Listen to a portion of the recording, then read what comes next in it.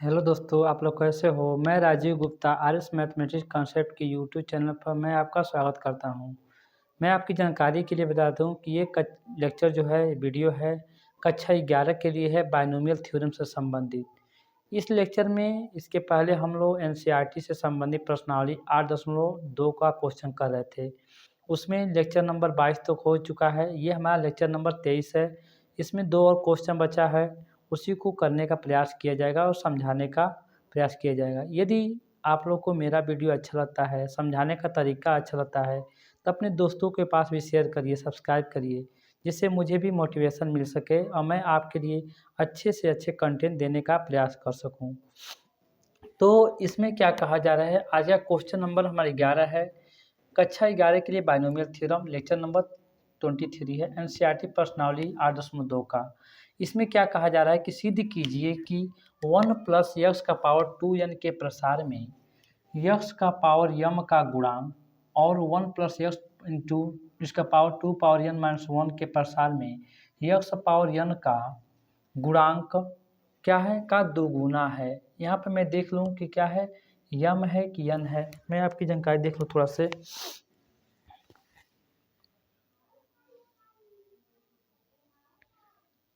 यह दोनों जगह शायद यम ही है। क्या है, दोनों जगह यन ही है। क्या है, यहाँ पे यम नहीं है, ये हमारा यन है। ठीक है, अब देखिए तो इस क्वेश्चन को कैसे हम हल करते हैं। देखिए आपकी जानकारी के अभी तो मैं इसके पहले वीडियो में मैंने इस चीज़ का जिक्र किया था कि 1 प्लस यक्स का पावर यदि n है और यक्स का वही पावर जितना पावर पूछे वहाँ r की जगह पर रखते हैं और n जो रहता है वही रहता है। तो इसको जैसे हल करने का तरीका हमारा क्या हो जाएगा, पहले इसको मान लीजिए कि माना 1 प्लस यक्स का पावर 2n के के प्रसार में यक्स पावर n का गुणांक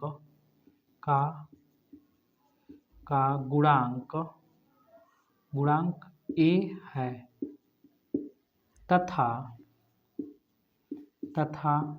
1 प्लस यक्स का पावर 2n माइनस 1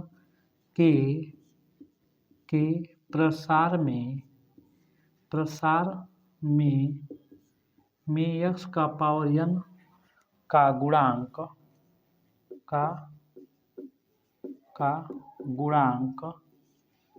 b है।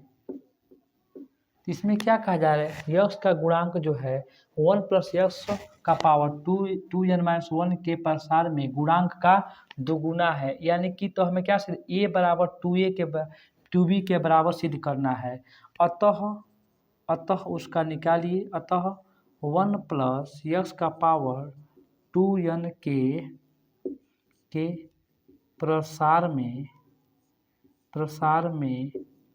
में यक्स पावर n का गुणांक क्या हो जाएगा। आप मैं बताया हूँ अभी कि जो n है वहाँ पे n रहेगा, r की जगह पे इसका पावर हो जाएगा, तो गुणांक कितना हो जाएगा हमारा 2n c r की जगह पे n हो जाएगा। n इसी को हमने क्या कह दिया, a कह दिया। अच्छा, इसको क्या करो, प्रसार कर लो, चाहे किसी एक का मान निकालो, कोई दिक्कत नहीं है फिर भी। तथा और इसको निकालो, वहाँ से भी आंसर आ जाएगा, लेकिन फिर भी कर देते हैं। 1 प्लस यक्स का पावर 2n माइनस 1 के प्रसार में यक्स पावर n का गुणांक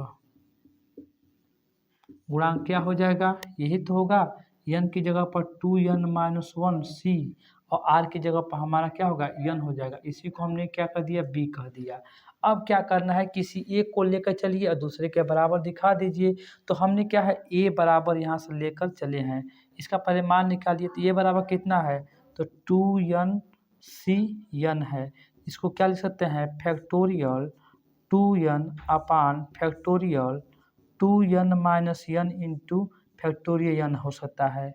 अब क्या है, इसको एक बार प्रसार कर दीजिए तो कितना आएगा, इसको हम 2n into factorial 2n minus 1 हो जाएगा। कितना हो जाएगा, 2n माइनस 1 और अपान ये कितना होगा, factorial n into factorial n हो जाएगा। अब क्या है इसको, अभी ये तो हमारा 1 हो गया, तो ये हमारा a का मान निकला, मैंने इसको 1 कह दिया समीकरण। अब क्या है b का मान निकालिए यहाँ से, तो b बराबर कितना है, तो ये हमारा 2n - 1c n, तो ये कितना होगा फैक्टोरियल 2n - 1 अपान कितना है हमारा, यहाँ पर हमारा कितना है, और ये upon factorial 2n - 1 - n into factorial n है। इसको क्या लिख सकते हैं, इसको फैक्टोरियल 2n - 1 अपान, अब क्या है इसको जो है तो हल करेंगे तो factorial n - 1 into factorial n हो जाएगा। अच्छा आप क्या करो पहले इसका एक बार और प्रसार करो ताकि इसका यहाँ से इसका b का मान रख सकें हम। तो यहाँ पे क्या है 2n इंटू फैक्टोरियल 2n - 1 अपान n into factorial n - 1 into factorial n। अब क्या है यहाँ से इसका मान निकाल रखे हो, तो इसको हमने समीकरण नंबर 2 कह दिया। अब क्या है इसके आगे क्या हो जाएगा, अब समीकरण 1 व 2 से देखिए, तो factorial 2n - 1 upon factorial n - 1 into factorial, इसका मान कितना है हमारा b है, और n से n हमारा कैंसिल हो जाएगा, तो क्या लिखेंगे समीकरण 1 व 2 से, तो क्या लिख सकते हैं a बराबर 2 इंटू बी, चूँकि कैसे हमारा b बराबर कितना दिया है फैक्टोरियल ये 2n - 1 और upon factorial n - 1 into factorial n, यही तो हमें प्रूफ करना था। देखिए तो हो गया कि नहीं, तो क्या हो गया हमारा ये प्रूव्ड हो गया। इसमें करना क्या है, बस आपको ये प्रसार में गुणांक लिखना तरीका आना चाहिए।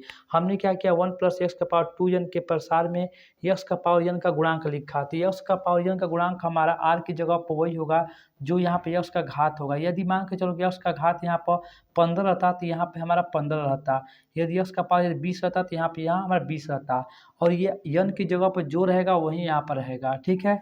अब क्या है 1 + x का पावर 2n - 1 के प्रसार में x का पावर n लिखा, तो देखिए n की जगह पर कितना है 2n - 1 है, तो देखिए मैंने n की जगह पर 2n - 1 लिखा, और r की जगह पर मैंने वही लिखा जो x का घात है, तो x का घात हमारा n है, तो इसको मैंने लिख लिया। अब क्या किया मैंने ये को सॉल्व करना स्टार्ट किया, तो इसको सॉल्व करने के बाद से हमें क्या मिला यहाँ पर, तो दिस इम्प्लाई हमें ये कट गया, तो ये फाइनली हमारा यहाँ पे क्या बचेगा हमारा 2 into factorial 2n - 1 upon factorial n - 1 into factorial n।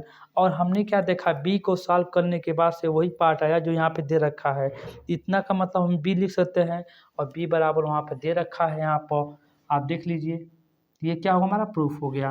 अब क्वेश्चन नंबर नेक्स्ट देखिए कैसे सॉल्व किया गया है, मैं इसको इरेज कर रहा हूँ।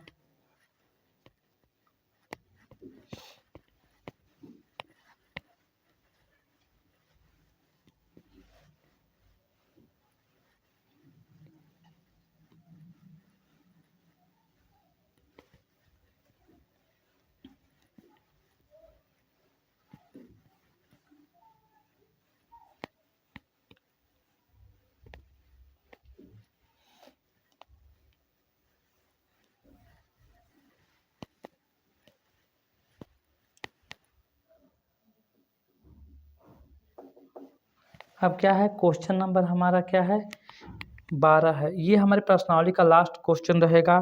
तो मैं इसको देख रहा हूँ कैसे करेंगे, इसको क्या कहा जा रहा है कि यम का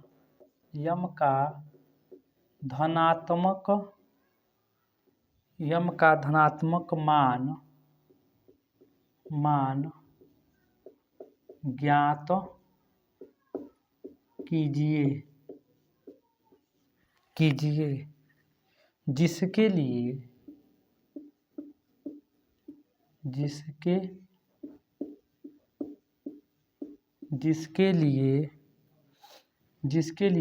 1 + x का पावर m के प्रसार में x स्क्वायर का गुणांक गुणांक क्षय हो। यहाँ पर मैं आपकी जानकारी के लिए बता दूं कि इसके पहले हम भी क्वेश्चन कर चुके हैं, एक बार मैं उसको और रिपीट कर रहा हूँ। जैसे क्या कहा जाएगा कि 1 प्लस के साथ यक्स रहे और यहाँ पावर जो भी रहे और यक्स का जितना घात भी रहे, यदि इसको गुणांक पूछे तो यम का जो घात होता है एन सी आर में एन की जगह पर रहेगा और आर की जगह पर हम वही लिखेंगे जो यक्स का घात हो। जैसे मान के चलिए, चूँकि यहाँ पे मैं आपकी जानकारी के लिए बता दूं कि 1 प्लस यक्स का पावर मान के चलिए यह 2q प्लस यहाँ पे p हो गया के प्रसार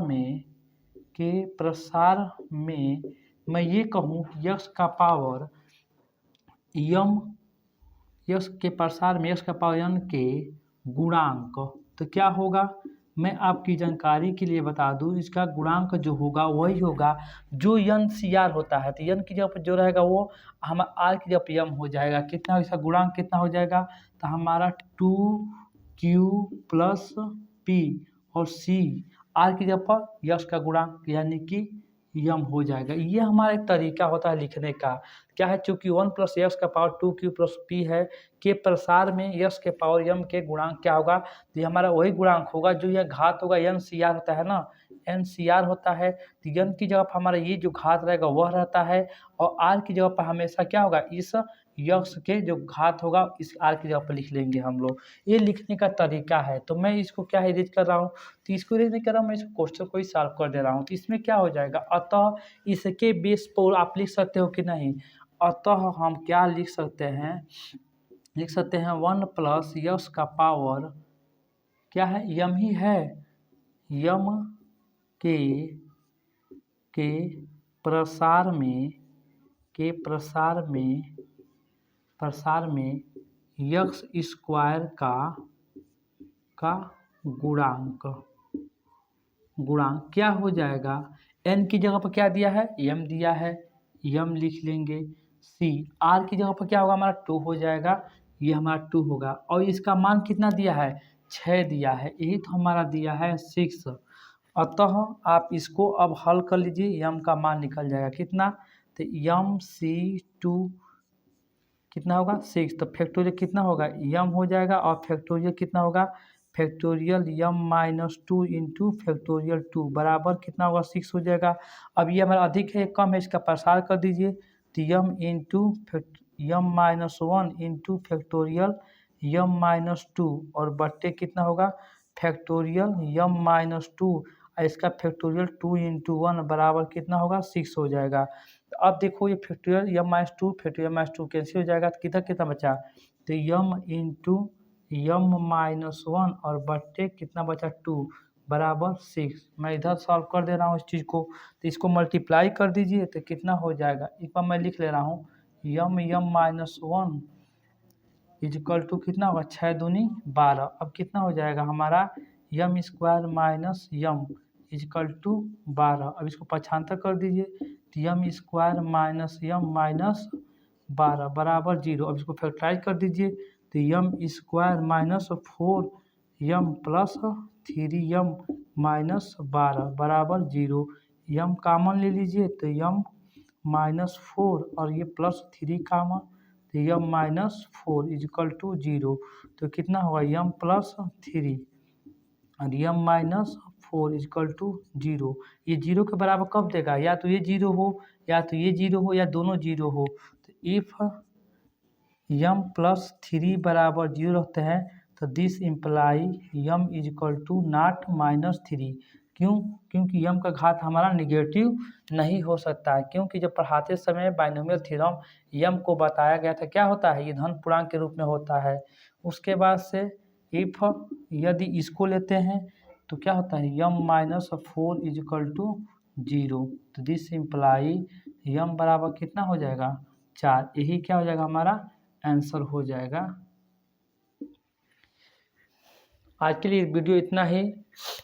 दोस्तों यदि मेरा वीडियो आप लोग को अच्छा लगता है, समझाने का तरीका अच्छा लगता है, तो आप निश्चित तौर पर शेयर सब्सक्राइब करिए, लाइक करिए, अपने दोस्तों को भी इस चीज़ को बताइए जिससे मुझे भी मोटिवेशन मिल सके। ये जो है बाइनोमियल थ्योरम से संबंधित प्रश्नावली 8.2 था जो आज समाप्त हो चुका है और मैं आपकी जानकारी के लिए बता दूं कि यहाँ पर वीडियो भले ही संख्या में ज़्यादा है, लेकिन छोटे-छोटे वीडियो हैं। किसी का 10 मिनट, किसी का 15 मिनट, कोई 20 मिनट। यदि आप वॉच करना चाहते हो तो 1 घंटे में 2-2, 3-3 वीडियो लिख करके आप अच्छे से नोट्स बना सकते हैं। जो भी 11वीं में पढ़ते हैं, इसमें कोई दिक्कत नहीं होगा कि पहले चैप्टर पढ़े हैं कि नहीं पढ़े हैं, समझ में नहीं आएगा। लेकिन बिल्कुल समझ में आएगा यदि आप नोट्स बनाते हैं, क्वेश्चन को हल करते हैं, तो निश्चित तौर पर समझ में आएगा। आप सब्सक्राइब भी करिए, शेयर भी करिए और पूरा का पूरा वीडियो देखिए जिससे आपको चीज़ें समझ में आ जाए। आज के लिए धन्यवाद।